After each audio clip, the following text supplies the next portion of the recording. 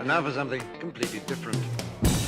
Forget everything you've been told by others before. Get ready for the real deal. The full story. Real talk about money, markets, life. Now, it's The Real Investment Show with Lance Roberts. Presented by RIA Advisors.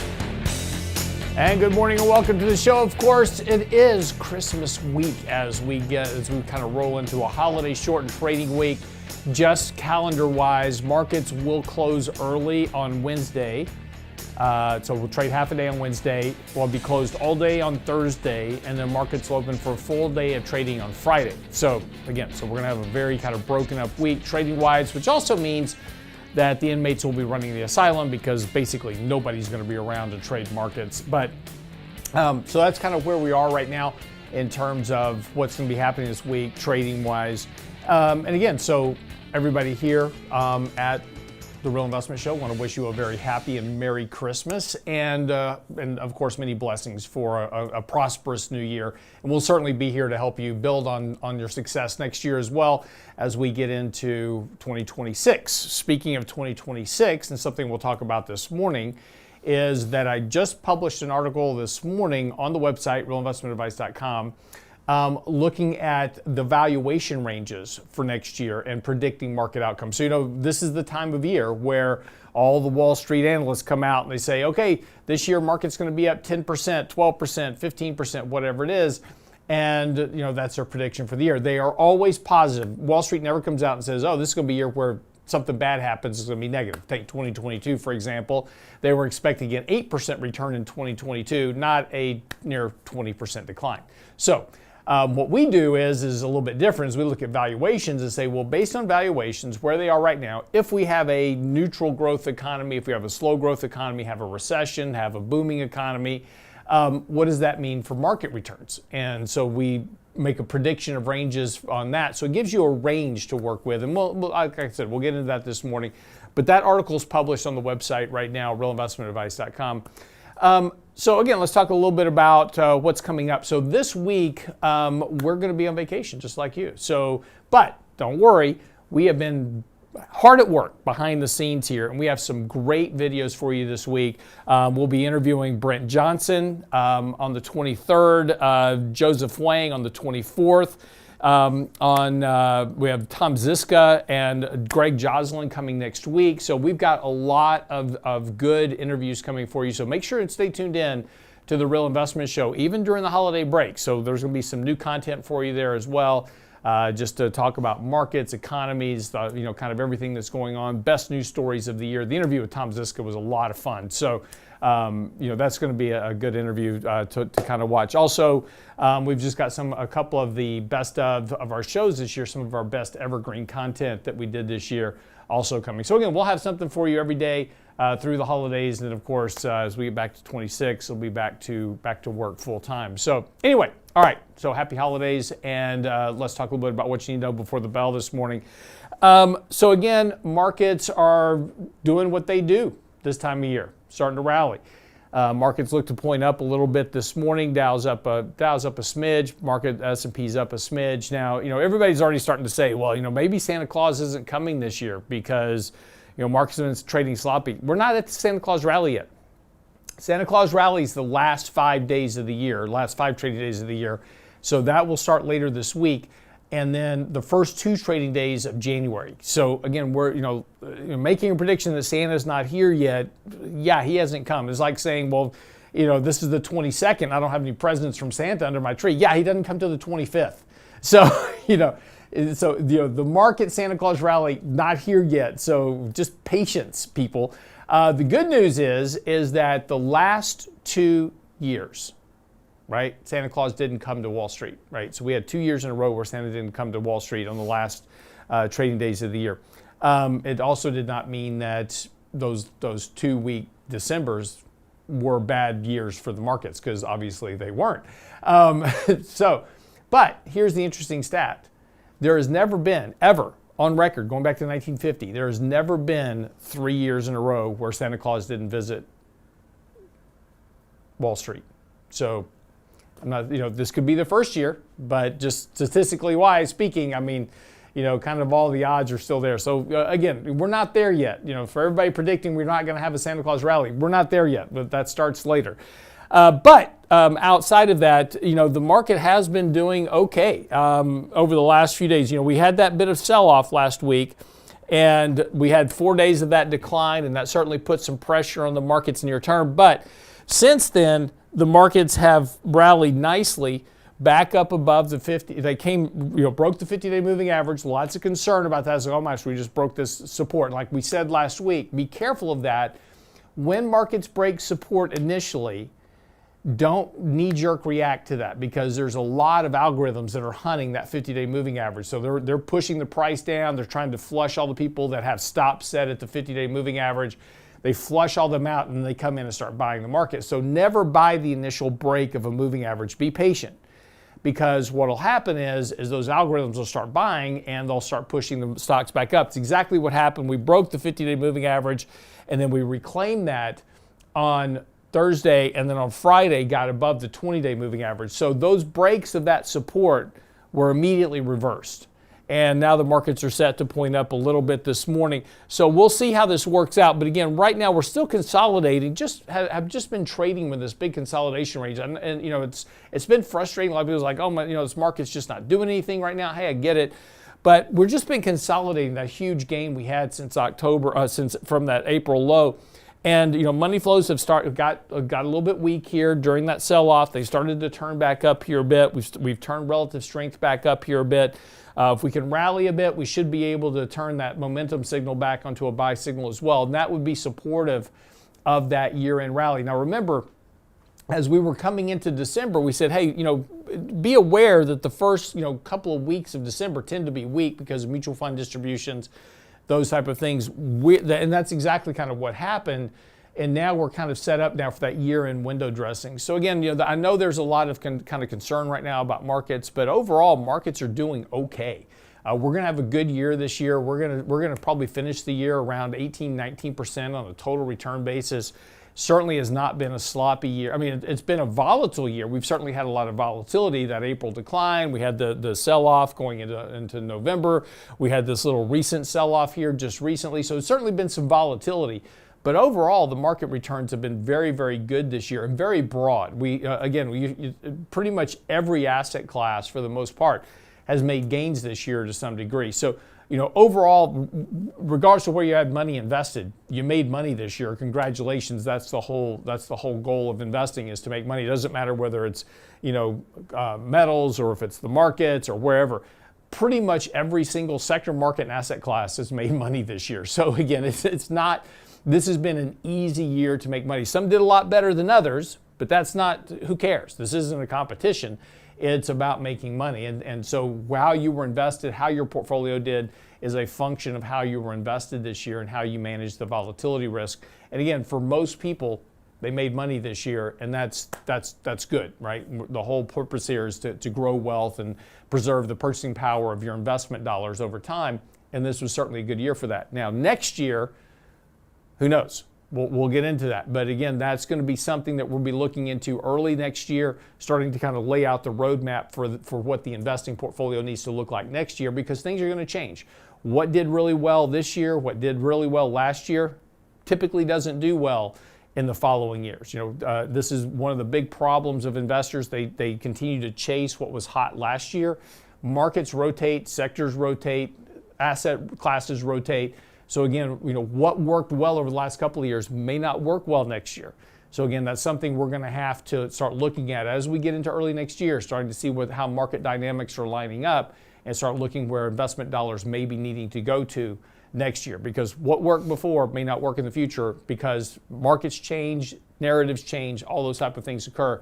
So it's going to be really important to make sure we get a good grasp of that at the first part of 2026. And we'll be working on that with you right here on The Real Investment Show. But that's what you need to know before the bell this morning. We're going to come back, talk a little bit about the Fed narrative under pressure, as well as those market outlooks for 2026. Don't go away.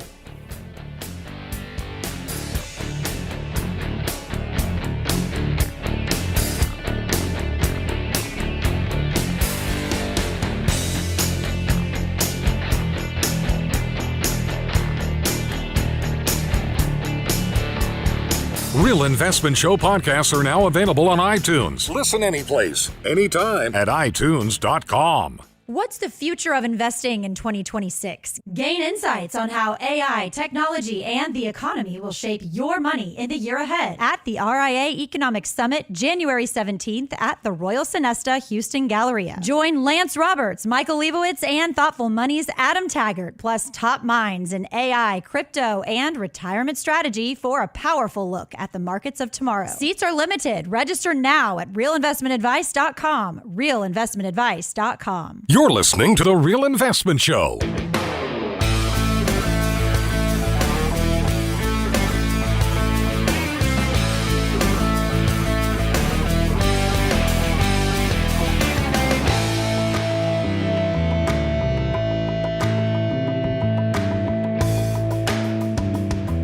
All right, so a couple of things to talk about this morning. In this weekend's newsletter, we talked a little bit about kind of the Fed in general. And of course, the Fed is pretty much banked on this idea of a soft landing scenario, and the market's kind of banked on that as well, is that, things are going to slow down, it's all going to be fine, don't worry about it. But, there's some things that are starting to kind of crop up that are starting to challenge that kind of soft landing narrative. Now, again, as we start to move into 2026, there's a lot of things at play that are certainly going to present opportunities and also present risk. And when you're looking at the data right now, it certainly suggests that one of the risks for next year is that the economy is going to slow down. If you take a look at debit and credit card spending, Bloomberg runs a survey on debit and credit card spending, and that's showing a decline in activity, right? We're starting to see some weakness pop up in the retail kind of consumer. Of course, that's concerning because as so goes spending, so goes revenues for companies. And again, a lot of expectations right now that we're going to see a resurgence in economic activity next year. But the consumers are under pressure, and 70% of the economy is driven by consumption. Now, on the other hand, on the other side of that equation, though, of course, is all this data center construction. And that's certainly going to provide a short-term boost, economically speaking. The risk, one of the things that we have to understand about the data centers is that, yes, they're going to employ 5,000 workers to build a data center. So we're going to put a lot of people to work. We're going to create revenue. We're going to create, activity in the economy and consumption of goods and services, and we're going to produce things, right? That's good. And that's going to create some economic growth. But once they're built, maybe you only need 500 workers to operate and maintain these massive data centers. So again, you get these, we have to evaluate both sides. There's a lot of anticipation about the build out of these data centers and what that'll mean for economic growth. We've written some articles on that, kind of what the multiplier effect is and what to expect kind of to the economic boost that you get from those data centers. But that's not a permanent lift. And ultimately, markets are going to start to gravitate back towards the 70% of the economy that's driven by the consumers.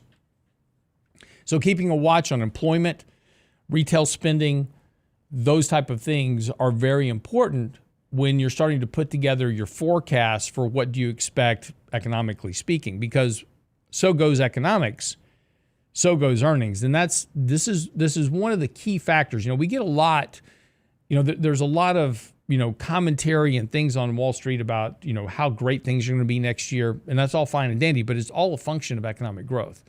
For example, this is a chart of this is the annual earnings growth expectations for 2026 and 2027. Now, a couple of things to note.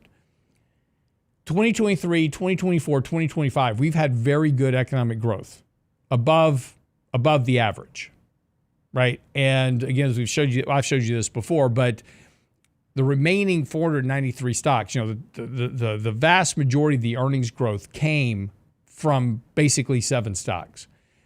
The rest of the market in 23, 24, and 25, the average growth rate of earnings for the bottom 493 stocks was about 2.5% in total. They're expecting next year that's going to jump to 11 and 12%. So they're expecting earnings growth for the bottom 493 to surge while the earnings growth rate of the Mag 7 declined. Now think about that for a moment. That's a very different type of economic makeup all of a sudden. We're talking about shifting the entire economy away from what's been driving the economy to something else. And maybe that's true because a lot of those 493 stocks are going to be involved in that construction build out of the economy, but sustainability is going to be the question.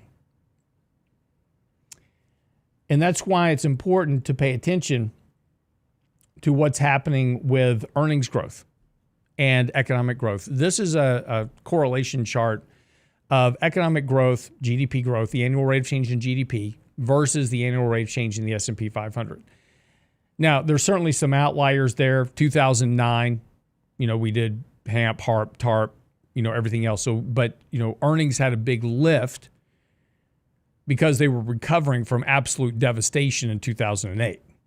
Right? There was no earnings in 2008 for a lot of companies. And so when you go from, if you have to also remember that earnings growth comes from a function of math, right? So if I go from $10 to $11 in earnings, I had 10% earnings growth. But if I go from zero earnings growth to $1, that's 100% growth, right? So that's why you get some of these outliers that are coming after recoveries. The 2021 pandemic surge in earnings, you see that on the far right.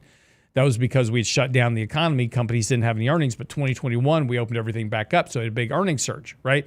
So you see a few outliers, but outside of those anomalies, there's a very high correlation between earnings growth and the economy. And it just makes sense because if 70% of the economy is consumption, that's what's driving revenue and earnings for businesses. So again, this is why it's important to kind of focus on what's happening economically speaking and what that suggests for markets and outcomes next year.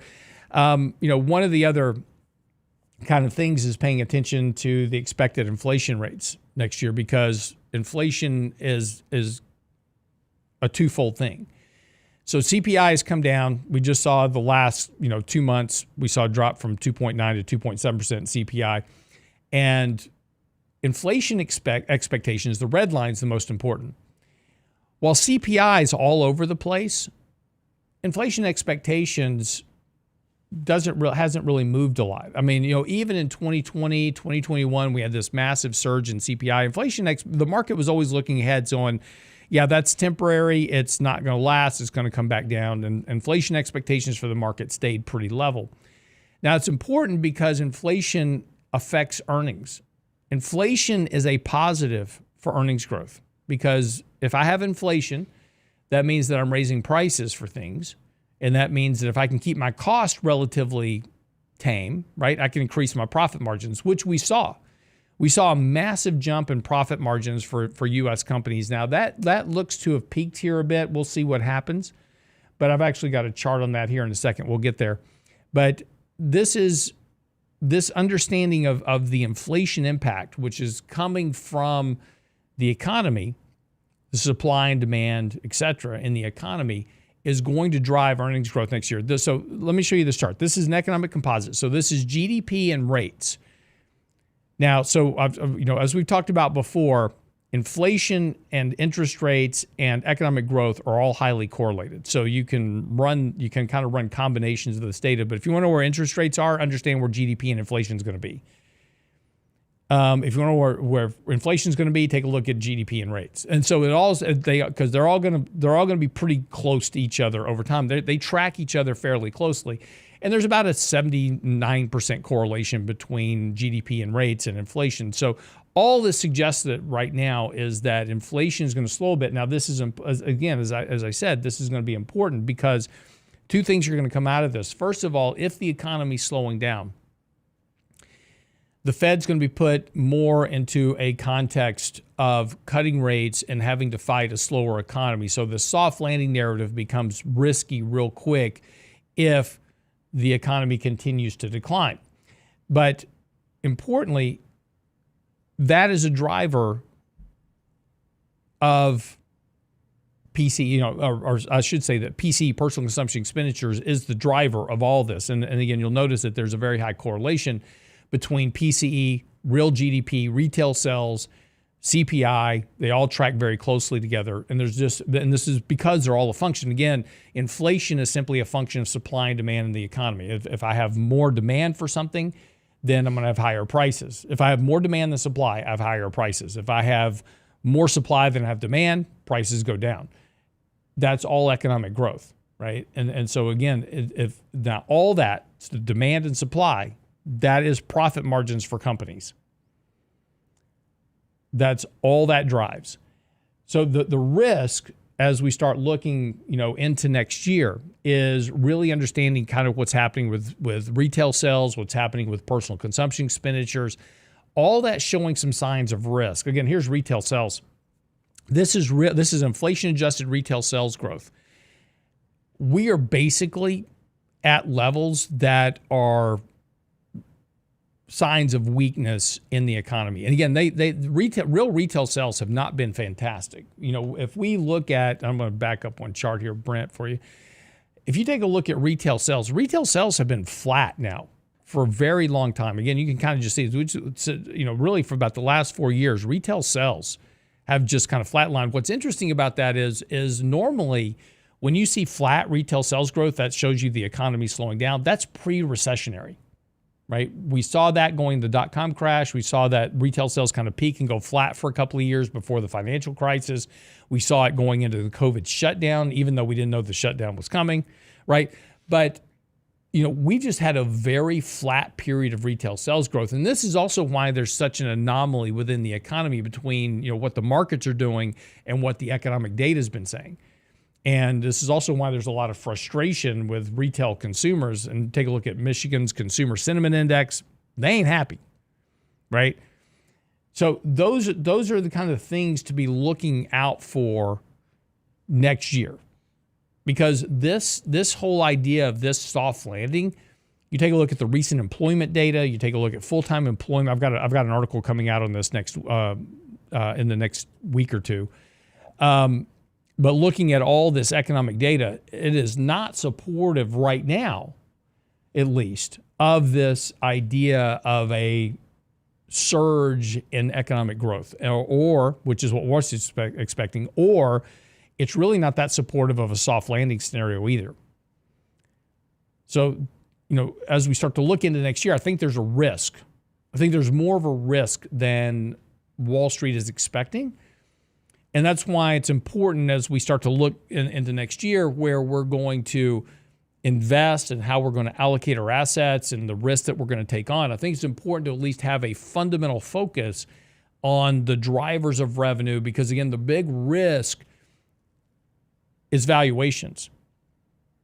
We have very high valuations right now. So if the economy does slow down, if we don't have this soft landing, if any of these optimistic outlooks are undermined by what's happening in the underlying economy, then valuations have to be revised.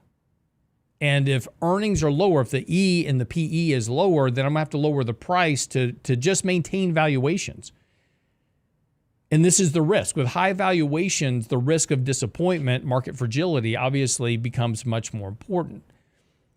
Again, don't have any, I'm not making any statements. All we're doing is looking at data. I'm not saying that this is, next year is going to be a bad year. Don't take me wrong. I'm not saying next year is going to be a bad year. I'm just saying I think these are risks that we have to consider. And the data right now certainly isn't supportive of that at the moment. Again, doesn't mean that things can't change. Again, there's factors that are going to drive the economy next year, data center build-outs, those type of things. So there's certainly upside, and I think we also need to include that. So that kind of brings us to today's article, which is on the website right now, talking about valuation ranges for next year. It was interesting in just a kind of a brief recap of history. In December of 2021, we kind of wrote an article about 2020. We write this same article every year. So we update this article every year. So in 2021, we wrote this article. We said there's one thing about Goldman Sachs that's always consistent. They are always bullish. Of course, given that the market's positive more often than negative, it pays to be bullish, right? because again, 70% of the time the markets are bullish. So if you just say markets are going to be up next year, you're going to be right most of the time. That's right. You're a genius. Goldman's chief equity strategist David Kostin forecasted the S&P would climb by 9% to 5,100 at the end of the year, by the end of the year in 2022. Of course, that's not the way that things worked out in 2022. And there was a big difference between what Goldman Sachs expected and what actually turned out to be the case. Now, this is the forecast for 2023. In 2023, the average forecast for 2023 was a 3.9% return coming out of 2022. Everybody was expecting a recession. Everybody was expecting things to go, not be great. Markets returned nearly 20% in 2023. So, this was a very good year, obviously. 2025, average return was 8.2% for this year, and we're going to be near 20. Again, so the point is this, is that forecasts are fine and dandy.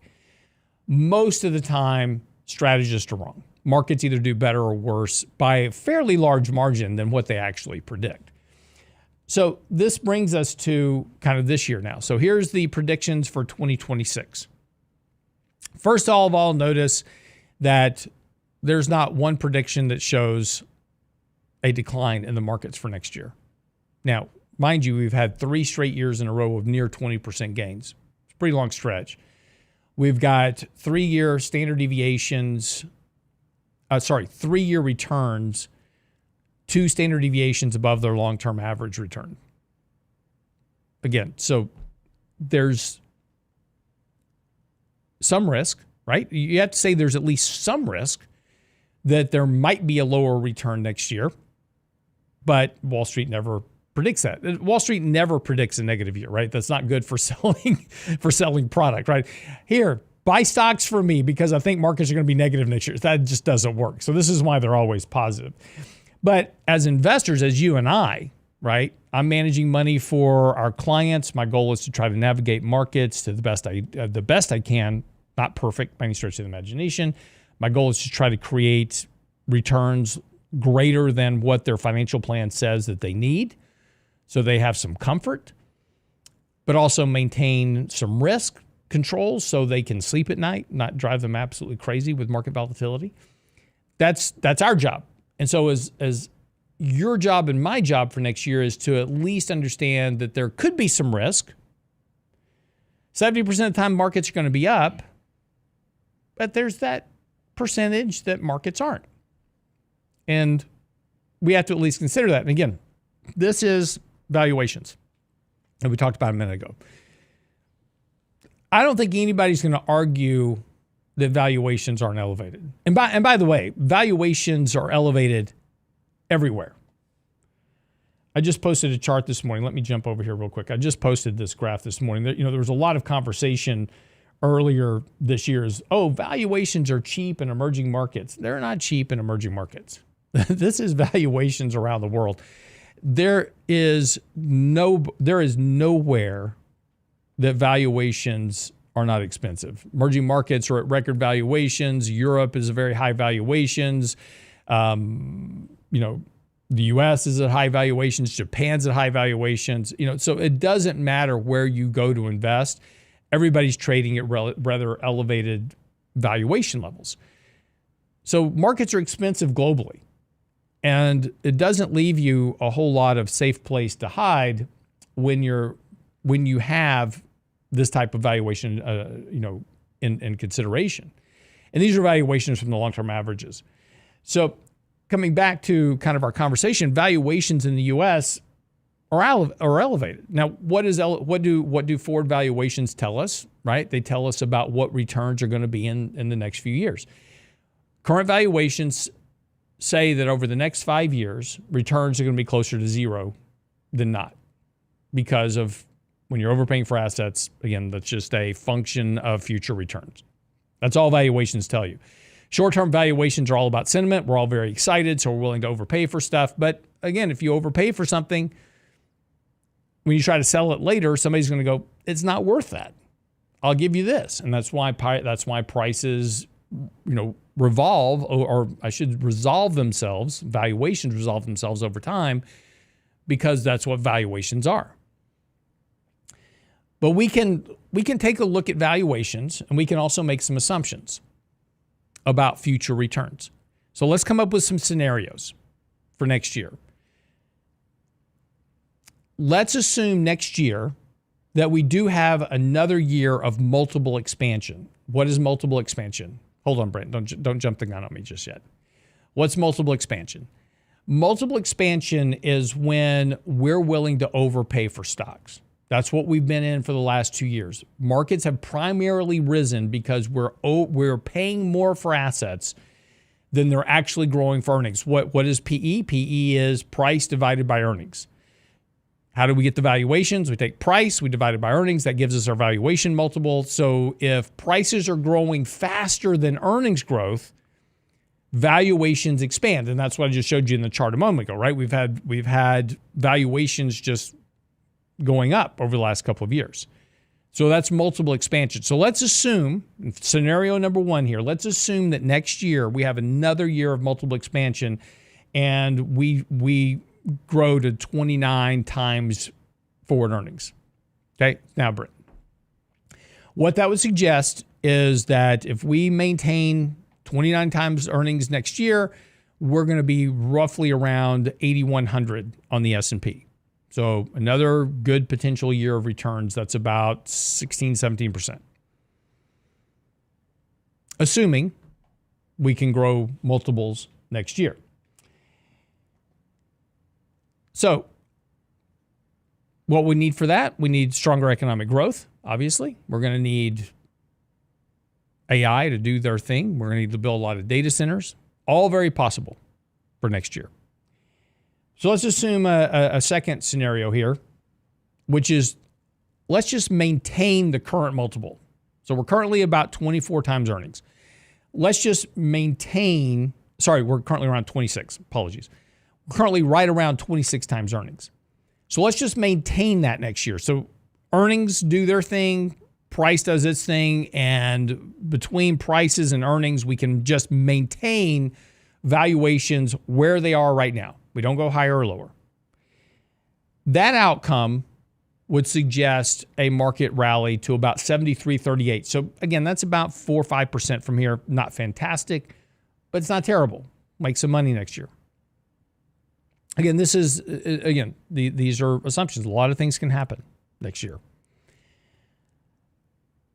But let's start talking about some things that may be on the other side of the ledger that actually might start causing a repricing of valuations for some reason. So let's talk about the Fed's kind of economic slowdown. So it's a slowdown. It's not a disaster, but the economy just grows at a slower rate. That impacts earnings growth. Inflation comes down. That impacts margins. And let's assume that in that environment, multiples get repriced from 26 to 22 times earnings. So not dramatic. And 22 times earnings, by the way, is, historically outside the dot-com crisis and where we are now, that's been about the peak of valuation markets going back to 1900. So again, you're just going to kind of correct it to the peak, not from near record levels to just kind of previous record levels. So not dramatic. But again, if we contract the multiple, the price of the market has to adjust for the underlying earnings growth. So if earnings growth slows down and we're not growing earnings at the rate that we think they're going to grow, that's going to bring the market to about 6,200. Now we're currently trading near 7,000. So again, not a massive decline next year, about 4%, 5%, something like that. It's not terrible. It's not the end of the world. But when you have a valuation adjustment, prices are going to come down. Well, to complete out our analysis, we have to consider the one thing that is probably a low probability event, and that's a recession. Now, if we're talking about a recession here, we're not talking about the end of the world type, financial crisis. We're talking about a mild recession. You have a year where the economy slows down. You have a negative 1% GDP growth rate. Unemployment rises to 6%. It's not terrible. it's just a normal garden variety recession. It's not a financial crisis, no credit event, nothing like that. But in that environment, we're going to contract earnings. And if we contract earnings, we're probably going to get earnings back to somewhere around their average going back to 2000, which is around 18 times earnings. And in that environment, at 18 times earnings, you're going to have a multiple contraction, right, leads to a price reversion as we start to align prices with earnings growth. And that's going to bring the market down to about 5,000-ish, 5,100. Again, not the end of the world by any stretch of imagination, but you're talking a 20% decline. So these are kind of the potentials. Now, again, here's how to think about this. These are just scenarios. We can look at these scenarios, each one of them, and there is an infinite range of possibilities between the recession case and the multiple expansion case. In other words, the market can wind up anywhere within that range of outcomes. But this is how we need to think about going into next year in terms of managing our allocations, managing where we put our risk. Because the one thing that we have to consider is that the average rate of return in the market since 2009 has been 50% above the long-term average. That's been because of a whole variety of things. Brent, show this chart for me. So this is the arithmetic average annual real return. So this is inflation-adjusted returns of the market over periods. So 1900 to present, the average has been about 7.25%. We're currently, so about 8. We're currently running at near 13.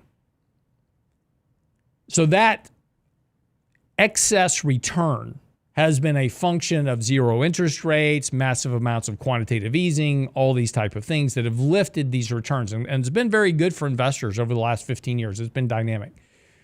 Well above anything we've seen in previous history.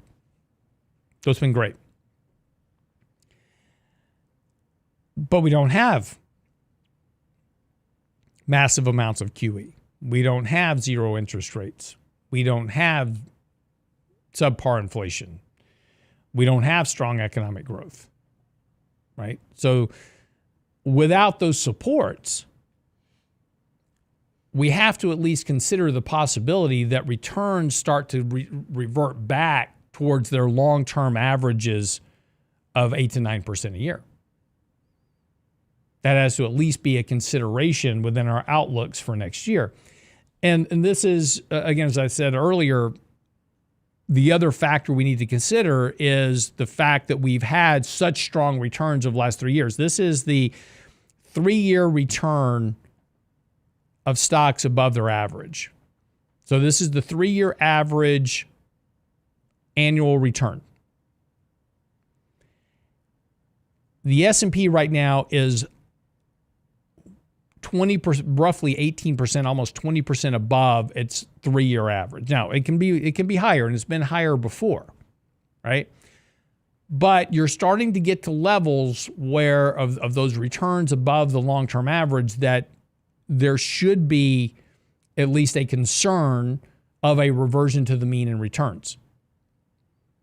And whatever causes that, who knows?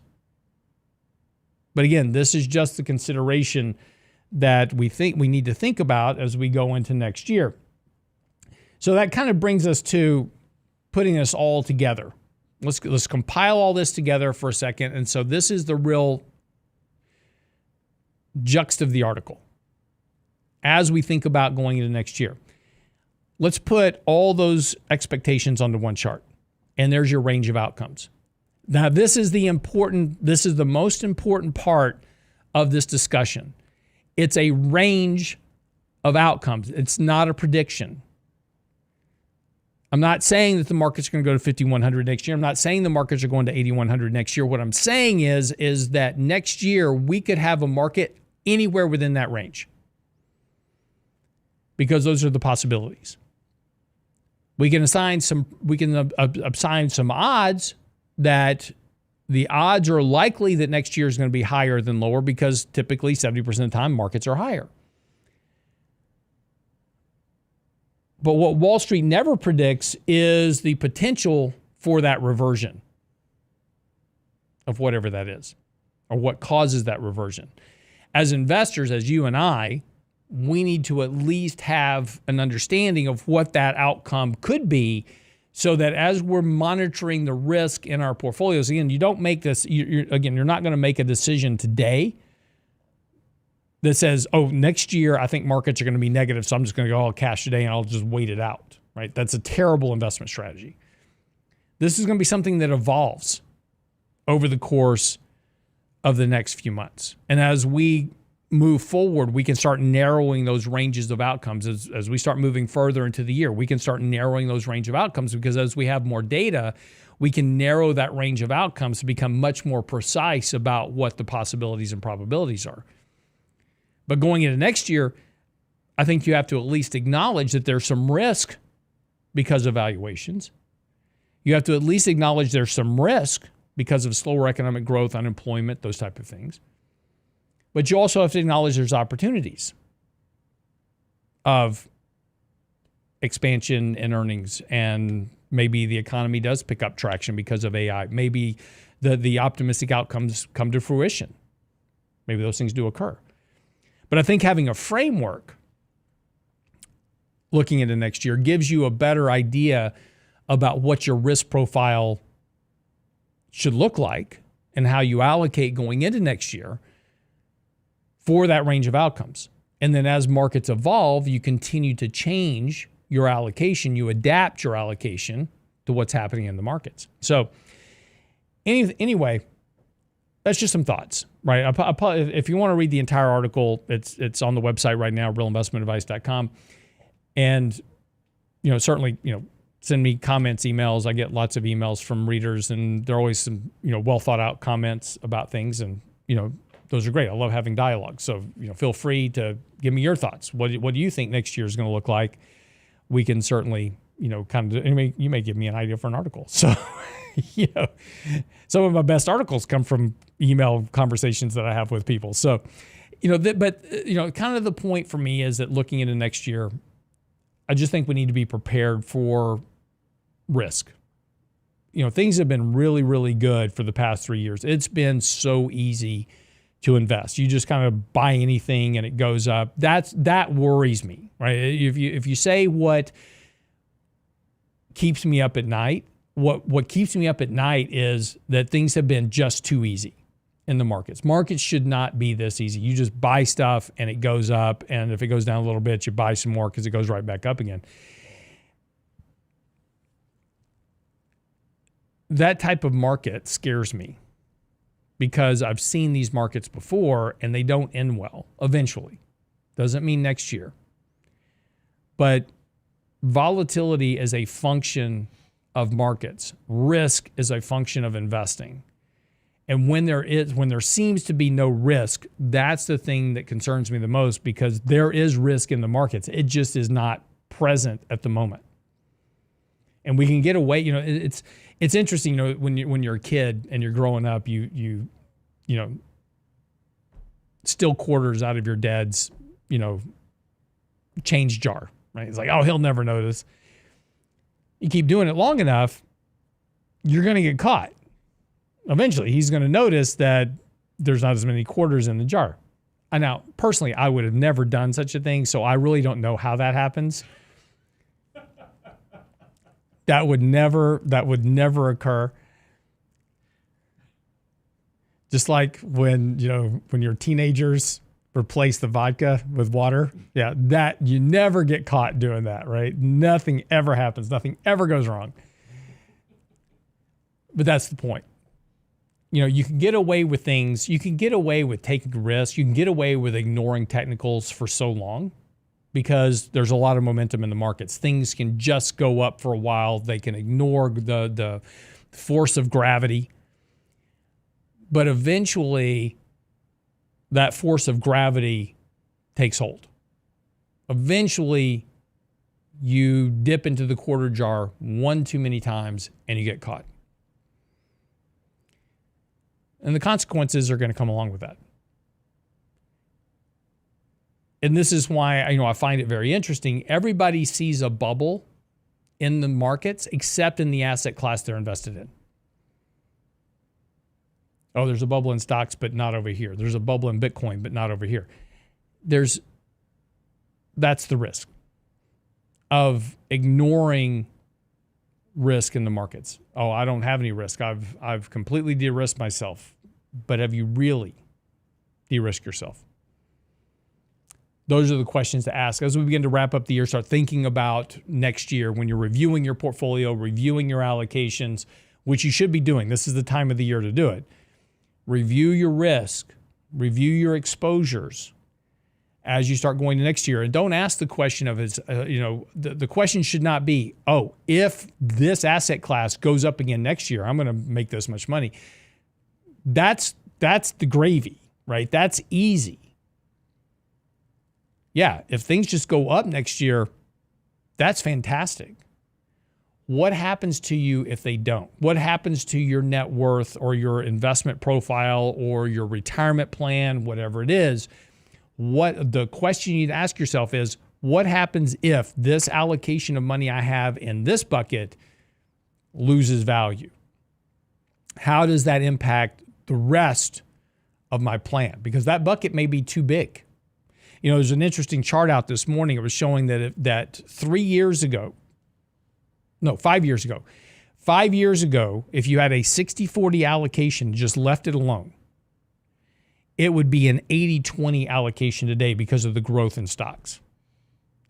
So look at your portfolio kind of in that dynamic, which is I have this bucket of assets that was 20% of my portfolio. It's now 40% of my portfolio because of what's going on and what's gone on in the market or the asset class or whatever it is.